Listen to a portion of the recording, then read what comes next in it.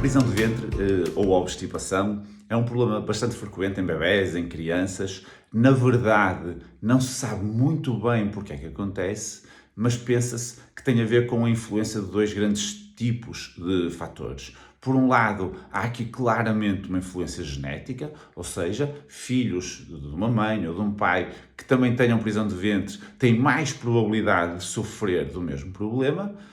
E por outro lado, temos claramente uma influência ambiental relacionada com os estilos de vida e, acima de tudo, relacionada com a alimentação, e já vamos falar disso um bocadinho mais para a frente. Para já, importa definir o que é isto da prisão de ventre. E, na verdade, isto não é muito fácil de definir. Basicamente, nós dizemos que um bebé ou uma criança são obstipados quando têm ou uma diminuição do número de vezes que fazem cocó, uma diminuição do número de dejeções diárias, ou então quando têm umas fezes de maior volume, de maior calibre, de tal forma que muitas vezes causam desconforto quando a criança as vai eliminar. Portanto, temos sempre que ter em atenção estes dois grandes fatores. Como expliquei há pouco, nós não sabemos muito bem porque é que surge, mas sabemos que há aqui três idades-chave, mais ou menos, em que a probabilidade de surgir uma obstipação é muito maior. A primeira idade é quando nós introduzimos outros alimentos para além do leite. E aqui faz todo o sentido, porque nós vamos alterar de forma drástica a qualidade e o tipo de alimentos que vamos dar ao bebé, mas também vamos alterar toda a microbiota, a flora intestinal, e portanto isto vai ter implicações no funcionamento do intestino. Outra idade crítica para o desenvolvimento da prisão de ventre é o desfralde. Quando nós retiramos as fraldas a uma criança, como é lógico, podemos estar a condicionar aqui alguma ansiedade, alguma dificuldade no controle dos esfíncteres e daí também podemos ter uma situação de obstipação. E a terceira idade também crítica para surgir este problema é quando temos uma entrada para a escola, com todas as mudanças de rotinas, com todos os hábitos diferentes, com a necessidade, ou melhor, a vontade que a criança tem de agradar aos outros e de não defraudar expectativas, temos também aqui uma altura em que temos mais probabilidade de surgir a obstipação.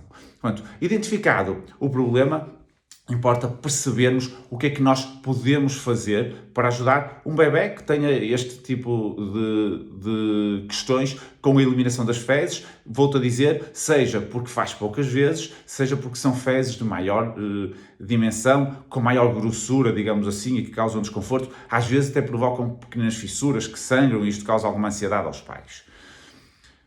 De uma forma simples, há aqui algumas medidas que faz sempre sentido testar. O aumento da oferta de água acaba por ajudar sempre um pouco. Tradicionalmente pensava-se que era um aspecto central. Hoje em dia começa-se a perceber que é uma ajuda, efetivamente, mas na maior parte das vezes não chega. De qualquer forma, deve ser uma preocupação dos pais, quando têm filhos que são assim mais obstipados, tentar dar-lhes mais água para tentar hidratar um pouco mais as fezes, para elas terem um volume maior, mas não serem tão duras, tão ressequidas, portanto ser mais fácil a sua eliminação. Por outro lado, perceber também, e como eu disse há pouco, uma das idades críticas é o início dos outros alimentos para além do leite, perceber que qualquer mudança na alimentação da criança pode predispor a esta situação. E geralmente, nós quando deixamos, ou quando alteramos o leite do bebé, quando eles estão a fazer leite materno e passam a fazer outro leite, seja como suplemento, seja como alternativa ao leite materno, temos uma mudança no padrão intestinal e, às vezes, as fezes ficam um bocadinho mais espessas e mais difíceis de eliminar.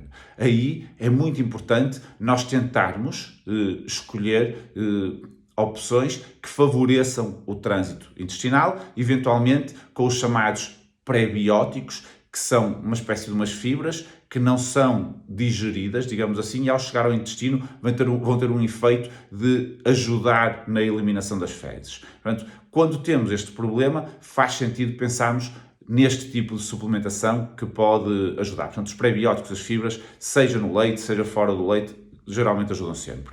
E pegando também neste conceito das fibras, perceber que nós temos aqui uma arma muito grande quando iniciamos outros alimentos para além do leite, que é tentar aumentar o aporte de fibras.